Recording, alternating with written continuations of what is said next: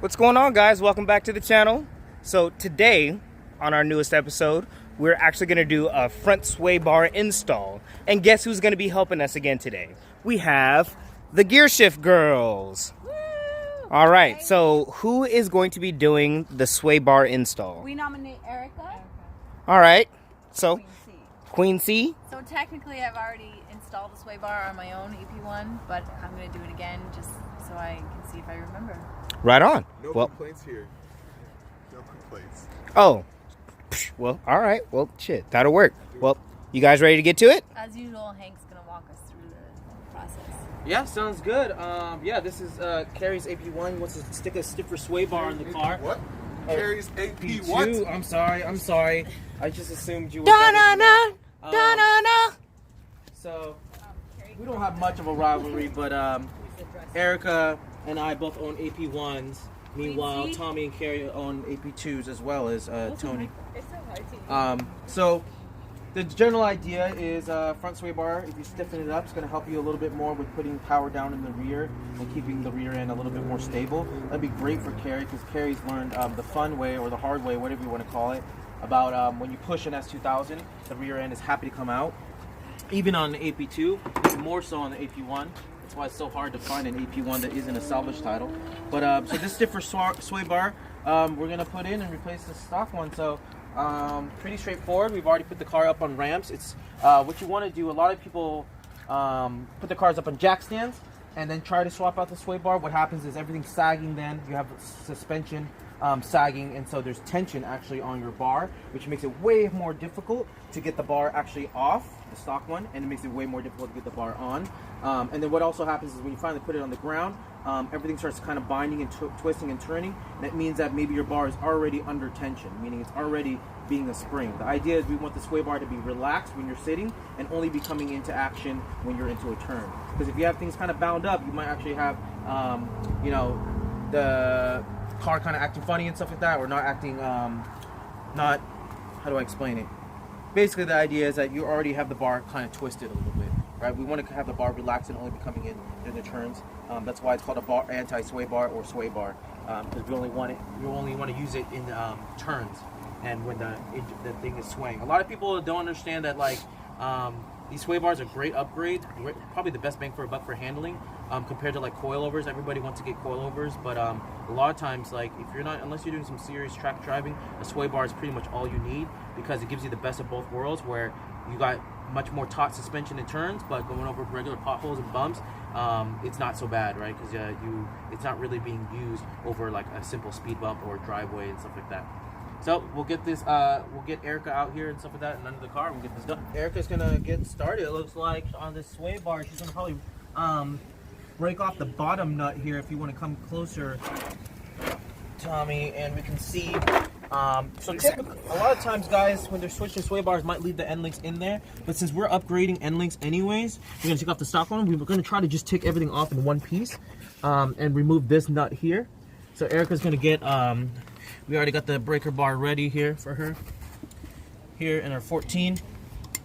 So with the 14, see if she can get on there. If she can't, we're gonna get her an extension. If she can't quite get on there, looks like it's not quite reaching.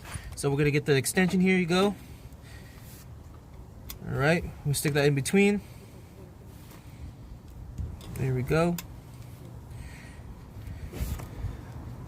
And just like we saw with last episode and stuff, a big thing we want to do is go and keep pressure pressed behind it and then try to break that loose. Looks a little rusty, so it might be a little tough. Oh, I need to do it more down here, right? Yeah, whatever you gotta do to get it turned counterclockwise. But this is in the way. So if that's in the way, we're gonna have to get maybe even yeah, there you go, get your body out of the way. Probably reefs exactly like that. And we just want to break it loose, because after that we can use our electric ratchet. Once it's broken loose, which it sounds like you might have gotten. Yeah. And that'll just simplify things. Hopefully it spins right off. If it's a little seized up, it'll probably spin right off. If it's not, it's going to spin in place. We'll need that Allen key. Oops.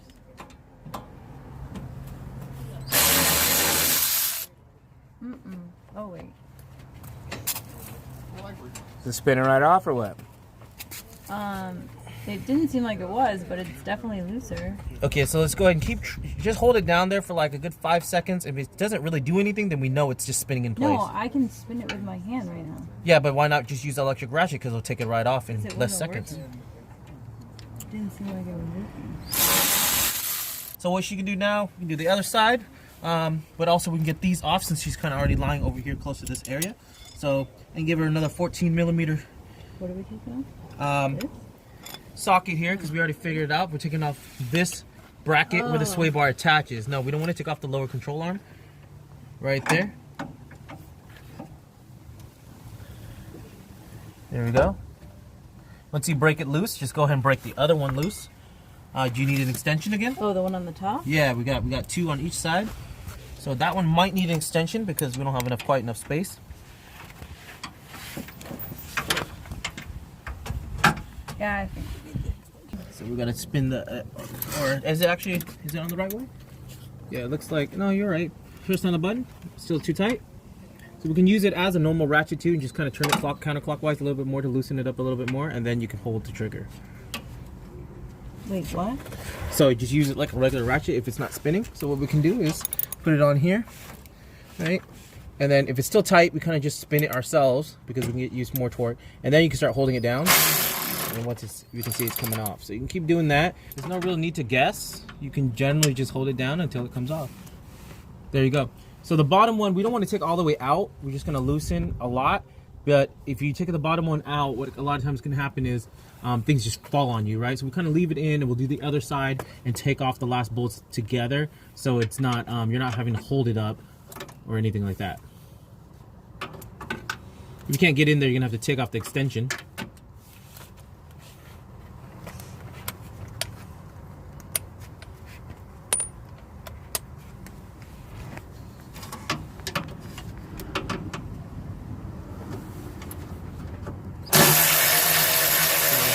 There we go. So in general, we can kind of loosen it if you want. It just gives you a little bit more play. It's still not very loose. You're definitely not going to be able to get that by hand generally. Alright,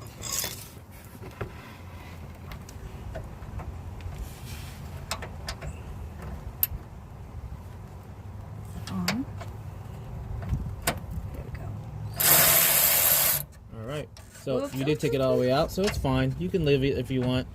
So that's not holding it up anymore, so you might as well pull that nut out. So looks like we're good to go. So what's going to happen is it is going to sag a little bit. It's fine because it's going to actually rest on our lower control arm here, so it'll be all right. So we're going to basically do the exact same thing on the other side.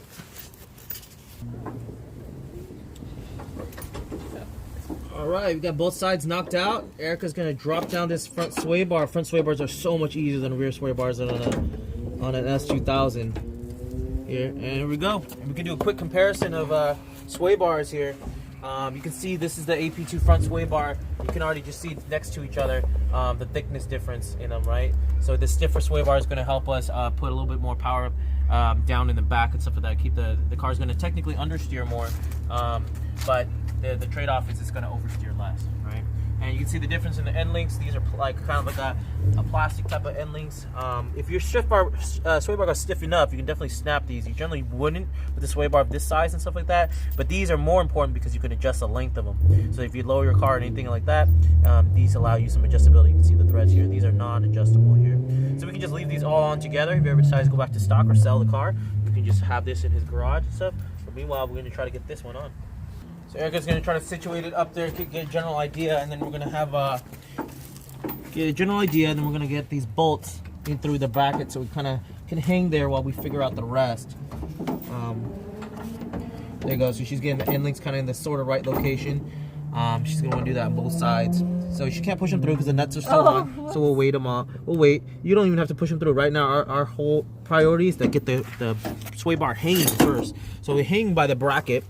So those brackets. So first we want to get those end links on the other side of the little control arm. Okay. There we go. Now she's got some nuts here. So if you have another person, it kind of helps. It can make it easier. So she can kind of line those up, and I can kind of help her with threading these on. You can see she's got it lined up. This is definitely doable by yourself. Has to be how I know, but it's so much nicer when you got some help. So I got that threaded on, so I know the left side's gonna be good to go as far as not dropping. And then that side Erica should be able to kind of do on her own, since now the left weight is being held up by her bolt.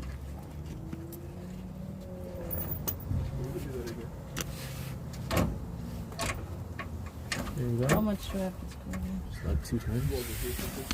Ooh, that feels crossed in. Yeah, so in this part, we definitely don't want to accidentally cross thread it, so. Okay. So she got that side on? Yeah. Okay. Gloves coming off. Yeah. Shit's getting real. Yeah, sometimes it's just easier to thread some bolts on.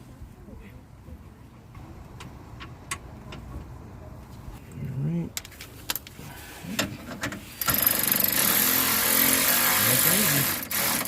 Alright, so we don't want to over tighten it, but in theory, the top one should now be lined up. I usually do the top one first because it's the harder one to do, because once it's all tightened up, it gets even more difficult sometimes. But sometimes you just gotta play with it and figure out which way is the easier way. Okay, this one's actually going in pretty easy, I think, because everything's already lined up. Sometimes that's not the case, but we should be able to tighten it now. Put this extension on because I know that we'll need it to get up in there.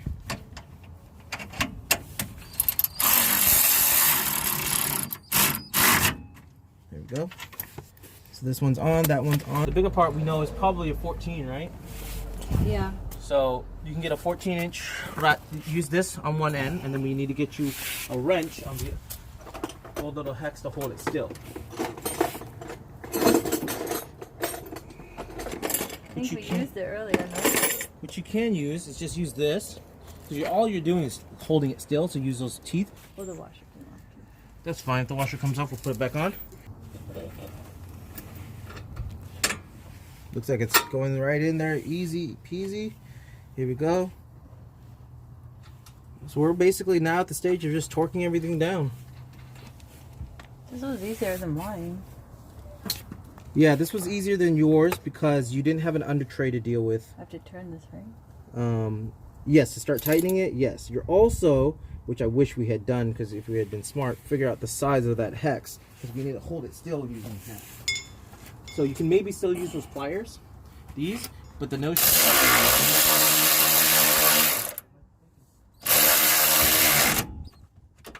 So what we end up figuring out later is like little efficiencies you do is like taking on and off these extensions is annoying. So you do everything you want with the extension first, and then do everything without it. But Erica's figuring it out pretty good. She's almost got us done with this install. Oh, looks like the top is already tightened because I had tightened most of it actually. Right. And so now we got to figure out this torque. So this is actually 29 foot-pounds. So I'm going to ask Siri real quick what's 29 times 12, because this actually wrench, most of these small ones are going to be in inch-pounds. So you got to multiply by 12 to get foot-pounds, right? So I'm going to go here and ask Siri real quick. Hey Siri, what's 29 times 12? 29 times 12 is 348. So my math ain't that good. I'm an English teacher, not a math teacher. So 348. I'm gonna set my torque wrench here to 348 or thereabouts. I always go a little bit over because I know a couple foot-pounds isn't gonna strip anything. Just in case your torque wrench, for whatever reason, isn't perfectly calibrated, I'd rather go on the side of a little too snug than a little too loose.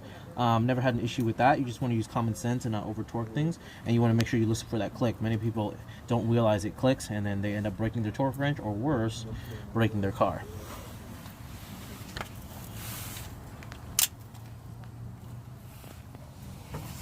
So Erica's gonna do all 4 corners like this, and then we should be good for a test drive.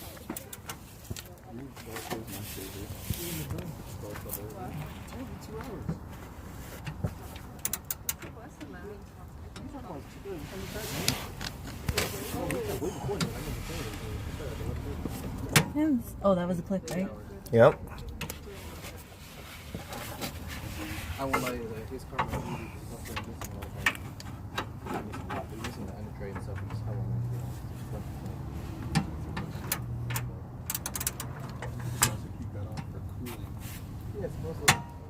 There you go.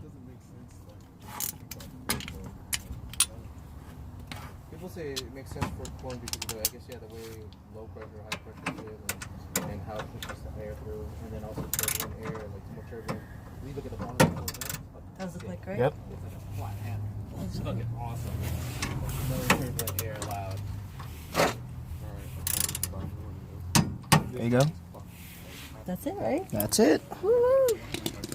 Looks good. We did it. Erica got that front sway bar. Look We're at the ready for overall stays.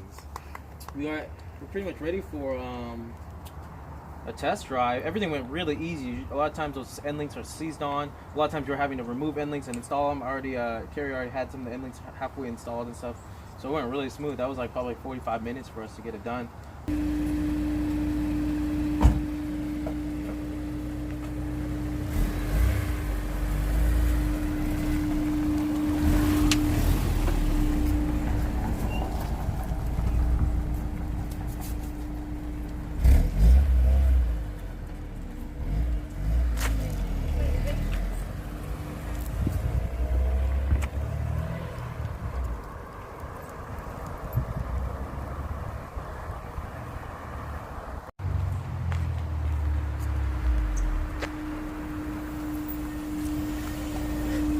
So how was it?